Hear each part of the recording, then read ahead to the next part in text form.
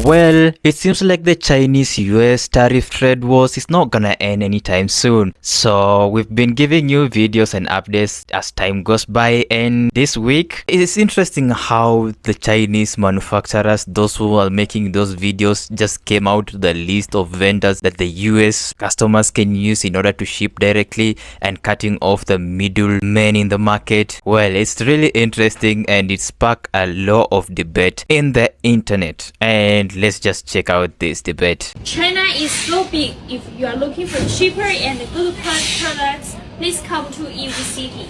Hairbrush, 20 cents. Waterproof, 20 cents. Mask ball set, 20 cents. Good price, good quality, 37 products for you to choose from. If you are interested, follow me, let's talk business. What if I told you that American brands have been charging you 10x the cost of your favorite products, and now the factories that have been making them are exposing everything? No one's talking about this loud enough, but Chinese manufacturers on social just pulled the biggest Uno reverse I've ever seen. They're not just giving a peek behind the curtain, they've ripped the whole thing down. They're showing exactly how your favorite products are made, from $38,000 luxury handbags to $13 Tide Pods, and revealing the real cost. They're teaching people how to skip the middleman and just go directly to the source. No tariffs, no branding, no 10x markup. These factories are showing you how to get the same product from the same assembly line for a fraction of the price. I mean, it's honestly brilliant.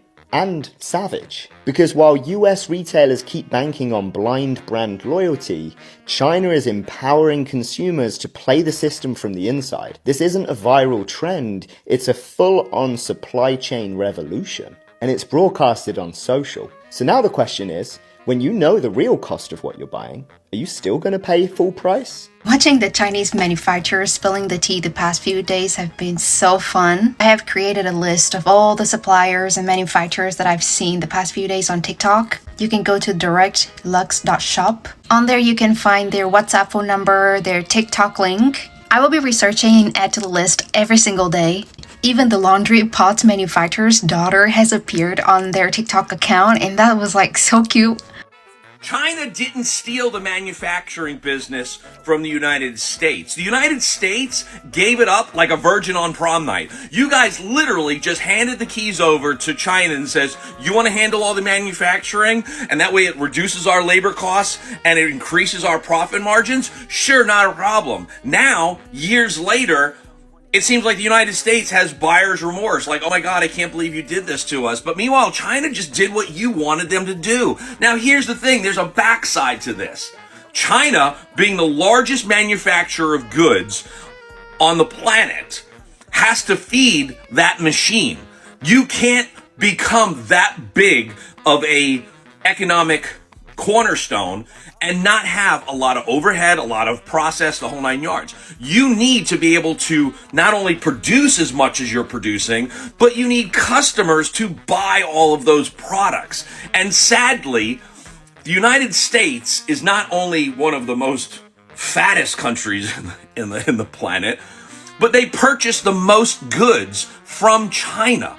So you can't sit there and think that although China is this big, massive manufacturing company, that they're not going to suffer if they stop doing business with the United States. Because who else on the planet actually buys as much useless, frivolous crap than the United States? The United States purchases more goods and services from other countries than anybody else. The United States is basically a group of Karens that complain and complain and complain about all of the stuff going, and they go to the manager, but yet you still do business with her because she's still got the money in her pocket. So as long as the United States is still purchasing all of this stuff, and China can't possibly find anybody to buy as much stuff as the United States does, we're kind of stuck in a rock and a hard place because China doesn't want to deal with the United States doesn't want to deal with China, and the kids or the people of the United States are stuck between two parents while they try to figure out custody and timeshare. You guys want access to all the Chinese retailers' website? I've got you. Here's how. You can go to directlux.shop, scroll all the way to the bottom. Here you can find the retail websites link and click on that. You will find a huge list of Chinese retail sites. of all sorts of categories: clothing, toys, even jewelry, pet supplies, construction materials, you name it. A lot of these websites are blocked in common browsers like Chrome or Edge. You can do a workaround by going to DuckDuckGo, access these websites. Most of these websites are in Chinese and I haven't figured out how to translate them yet. I'm working on that. Her name is Luna Sourcing China. If y'all want to know where they get all this from, go to Luna Sourcing China on TikTok, okay? She is airing everybody's shit out. Lululemon, Gucci, Prada. You want to know where to get the shit from? She is telling y'all, if y'all are not buying y'all shit half price, wholesale from China, and stop going to these American stores because it's the same goddamn thing, I don't know what to tell you. And I'll put this on my other page. But I found out Gucci get they same shit made the same place that DH Gate get they shit from. It's just the label y'all paying for. They may mess with the label a little bit at DH Gate, but it's still Gucci. I'm going to DH Gate, ho. But I'm going to go check out Luna Sourcing China first. She's spilling out. I love China. I love China. China is petty as when China's revealing that 80% of anything you buy that's Gucci is made in China, that over 60% of anything that you buy from Prada is made in China, that the only difference is that they send it over to Europe and then they stitch on a made in France or made in Italy little label. It's the ultimate pulling the curtain on the wizard in the Wizard of Oz and showing that there actually is no real magic and power in the person who's controlling Oz.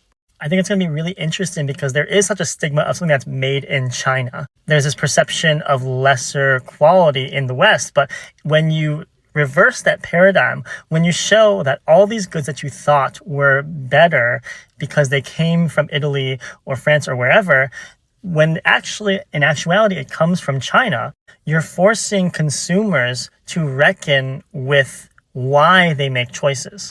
So if consumers are going to start questioning the perceived worth of luxury goods, consumers are going to then realize that luxury brands are just high markup middlemen. They're just peddling an idea of something versus an actual quality good. My new friend, Big Soze, shout out to him for creating these vendor lists for you guys. I've went and watched all 1 to 14 videos that he has about it, and he's probably going to end up making more. But I have comprised and organized in each category all of his game. So I will be posting. I'm going to tag him and let him know because he's swamped with questions, and I'm just trying to help him out. So stay tuned. This is part 1. You will want to follow me and him. Go follow him as well so you can get put on with these vendor lists. Okay, I know you don't want to miss out. Big Soze here with the nuclear close to the bomb that is this China vendor list that's going crazy on TikTok, but I got it to you for the free ski. If you're not following me, give me a follow. Get your pen and paper ready. Let's go.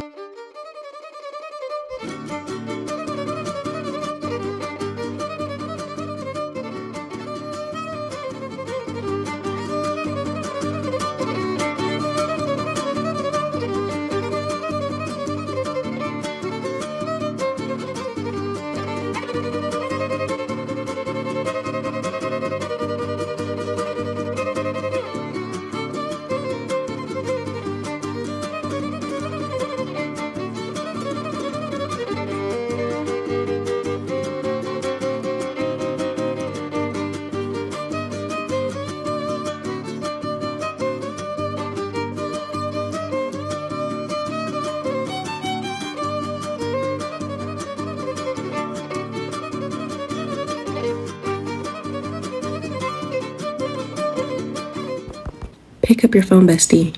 China is spilling all of its manufacturing goods secrets, and I put them all on an Excel spreadsheet. You can find things from Lululemon to sneakers to bags, everything, even furniture.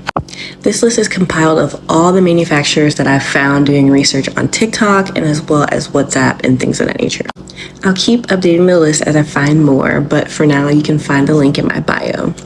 I have made my Chinese manufacturing spreadsheet 10 times easier to use. Let me show you. So this is what you used to see right when you open it. You just see a load of links, and you know, it's still cool, it's still nice, you can scroll, you get the prices and stuff, but I made it 10 times better. Just look, I added quick links so you can jump to what you want to look at. You want to look at some tees?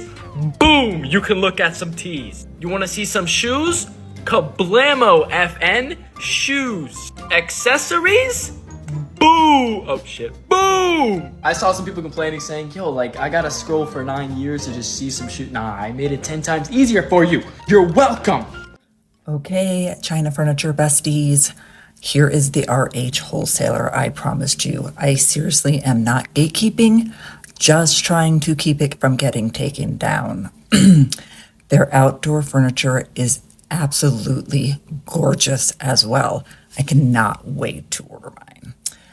They have a full website that you can go check out, so go do that. And if you missed yesterday's post about the thousands of couches, go check that out next as well. Be sure to like and follow this post because I found an amazing leather furniture wholesaler as well, which I will be posting about next. So on to the RH Wholesaler. The RH Wholesaler is JHSIGMAFURNITURE.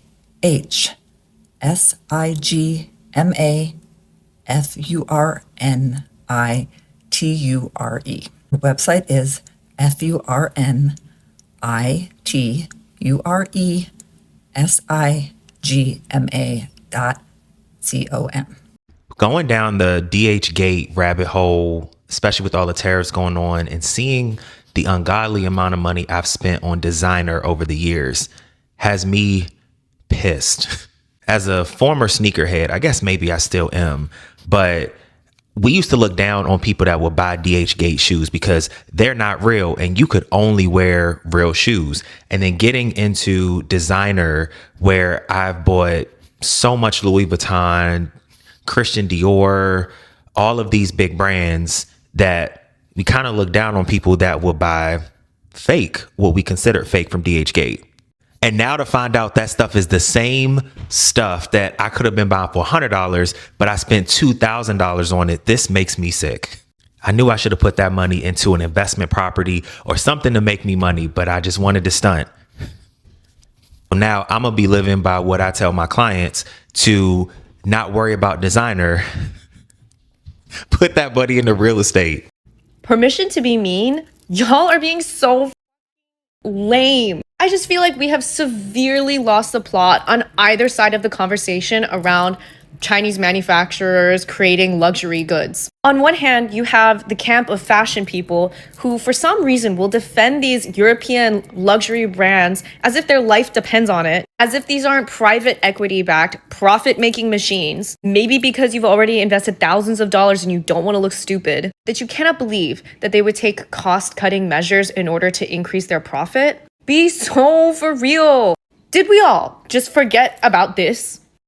But what about the French artisans that are mad? That's not the point. These companies still don't deserve your money, and I'm gonna tell you why. But if you don't trust it coming out of a Chinese person's mouth, because I get it, maybe they're just trying to sell dupes. Nonetheless, here is a fashion documentary done with incredible investigative journalism in 2018 exposing how luxury brands abuse Senegalese migrant workers to produce your beloved leather goods. And this one was made by white people, if that makes you feel better. And until those luxury brands publish their supply chain to you, why do you trust them so bad? I just don't understand how there is any response that is appropriate to this news besides buy vintage, buy from small designers.